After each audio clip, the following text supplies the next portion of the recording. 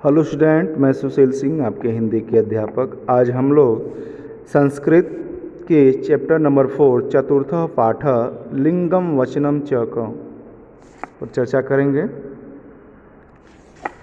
जिस चिन्ह से आप देख रहे हैं यहाँ पर, जिस चिन्ह से किसी संज्ञा या सर्वनाम शब्द की पुरुष या स्त्री होने का ज्ञान होता है उसे लिंग कहते हैं। आप हिंदी सेकंड व्याकरण में भी पढ़ चुके हैं कि जिस चिन्ह से या जिस संज्ञा या सर्वनाम शब्द से पुरुष या स्त्री होने का बोध होता है या जिस शब्द से हमें स्त्री या पुरुष जाति होने का बोध होता है उसे लिंग कहते हैं। संस्कृत भाषा में कितने तरह के लिंग होते हैं? संस्कृत भाषा में 3 प्रकार के लिंग होते हैं। पहला पुल्लिंग, स्त्रीलिंग, नपुंसकलिंग। तो फर्स्ट चर्चा करते हैं पुल्लिंग पर, जिसे इंग्लिश में मैस्कुलिन कहते हैं। जिससे पुरुष जाति का बोध होता है उसे क्या कहते हैं? पुल्लिंग कहते हैं। जैसे बालकः, अध्यापकः आदि। मतलब जिस शब्द से पुरुष जाति का बोध होता है उसे पुल्लिंग कहते हैं। बालकः मीन्स बालक, अध्यापका मीन्स अध्यापक। यह दोनों क्या हैं? आपके पुरुष लिंग हैं। ठीक है, आप यहाँ देख रहे हैं बालका, अध्यापका। बालका मीन्स क्या होता है? बालक या लड़का। अध्यापका मीन्स अध्यापक होता है, आप जानते ही हैं। सेकंड है आपका स्त्रीलिंग। जिससे स्त्री जाति का बोध होता है उसे स्त्रीलिंग कहते हैं। जैसे बालिका, बालिका, छात्रा, अध्यापिका आदि। या जिस शब्द से स्त्री जाति का बोध होता है उसे स्त्रीलिंग कहते हैं। बालिका मीन्स क्या होता है? लड़की। छात्रा मीन्स छात्रा ही होता है, जैसे गर्ल्स हो गए। अध्यापिका मीन्स अध्यापिका। तो जिस शब्द से स्त्री जाति का बोध होता है उसे स्त्रीलिंग कहते हैं। बालिका, छात्रा, अध्यापिका आदि। थर्ड है आपका नपुंसकलिंग। क्या आपका? नपुंसकलिंग, जिसे आप न्यूटर कहते हैं। ठीक है, जिससे पुरुष व स्त्री जाति दोनों में से किसी का भी बोध न हो।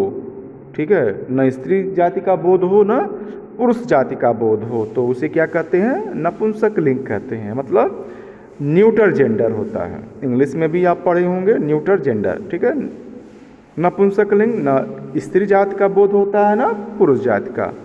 जिससे पुरुष व स्त्री जाति दोनों में से किसी का भी बोध न हो उसे नपुंसकलिंग कहते हैं। जैसे फलम। फलम मीन्स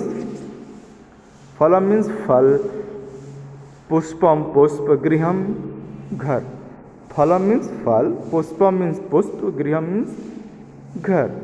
ठीक है, तो फलम, पुष्पम, गृहम, यह तीनों और बहुत से ऐसे शब्द हैं जो नपुंसकलिंग कहलाते हैं।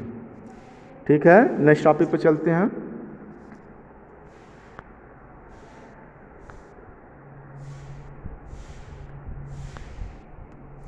संस्कृत भाषा में पुल्लिंग और नपुंसकलिंग के भेद करने का आधार, मतलब उनमें डिफरेंस करने का, उनका पता लगाने का आधार क्या है? सजीव। सजीव मीन्स क्या होता है? लिविंग थिंग्स, मतलब जो जीवित होते हैं। और निर्जीव मीन्स नॉन लिविंग थिंग, जो मृत होते हैं।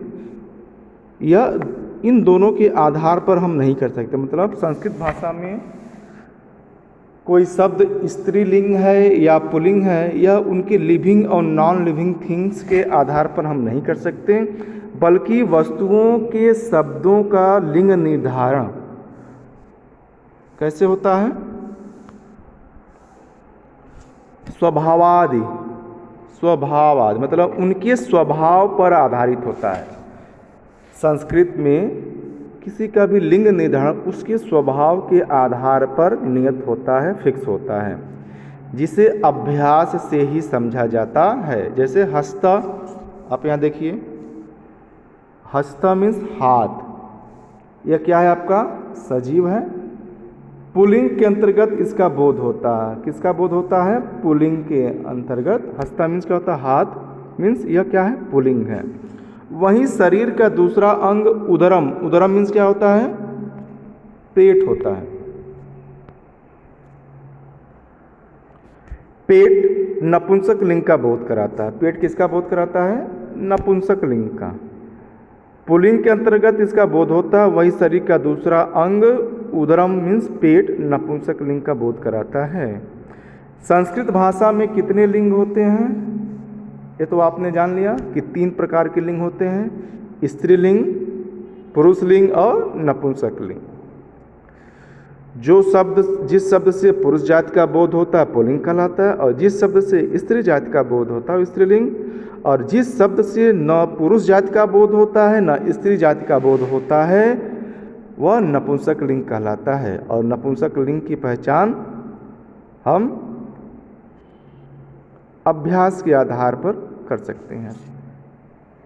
नेक्स्ट है आपका, संस्कृत भाषा में 3 वचन होते हैं, एक वचन, द्विवचन, बहुवचन। हिंदी में 2 ही वचन होते हैं, एक वचन और बहुवचन, लेकिन संस्कृत भाषा में 3 वचन होते हैं, एक वचन, द्विवचन और बहुवचन। जैसा कि नाम से ही स्पष्ट है कि व्यक्ति या वस्तु की संख्या ही वचन के भेद करने का आधार है।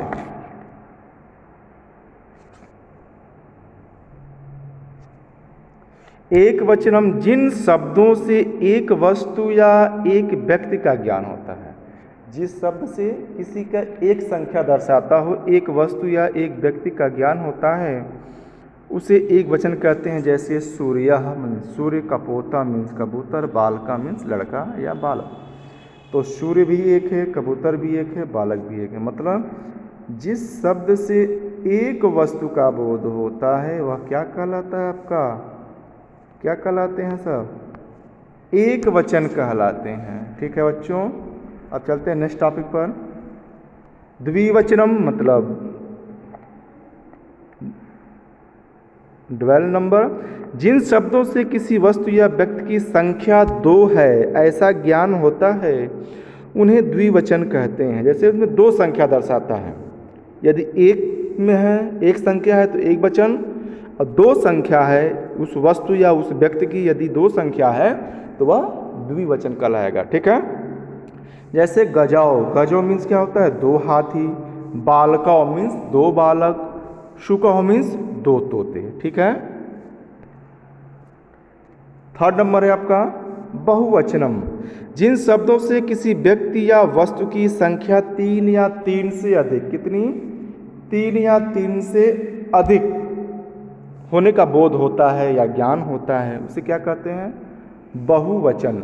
बहु मीन्स क्या होता है? बहुत, वचन मीन्स संख्या। जो संख्या में बहुत ज़्यादा हो, मतलब 3 या 3 से ज़्यादा हों वह बहुवचन कहलाता है।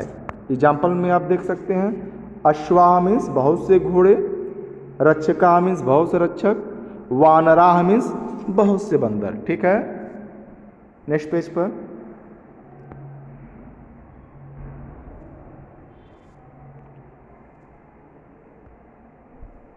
पुल्लिंग के कुछ एग्जाम्पल दिए गए हैं। छात्र मीन्स एक छात्र, छात्र मीन्स एक छात्र, छात्रों मतलब 2 छात्र, छात्रा मीन्स बहुत से छात्र।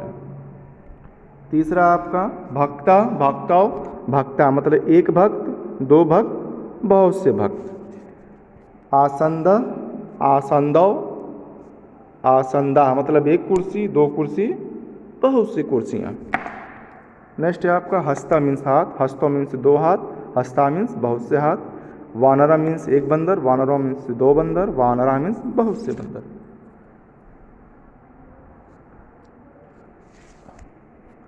मयूरा मीन्स एक मोर, मयूरा मतलब 2 मोर, मयूरा मीन्स बहुत से मोर।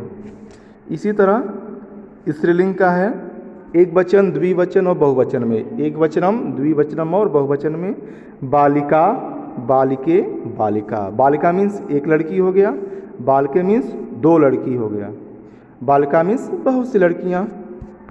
ठीक है, अब इसी तरह चलते हैं हम लोग नपुंसक लिंग पर। एक वचनम, द्विवचनम, बहुवचनम मतलब फलम मीन्स फल, फले मीन्स 2 फल, फलान मीन्स बहुत से फल।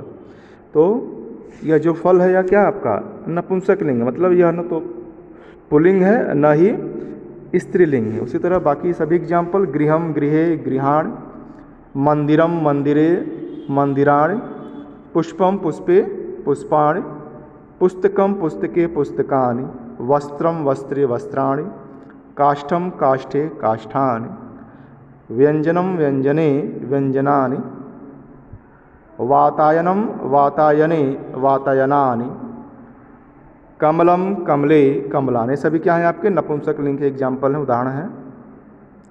कुछ अभ्यास के प्रश्न हैं, इसको हम लोग नेक्स्ट वीडियो में देखेंगे। आज के लिए बस इतना ही। Thank you class, thank you बच्चों।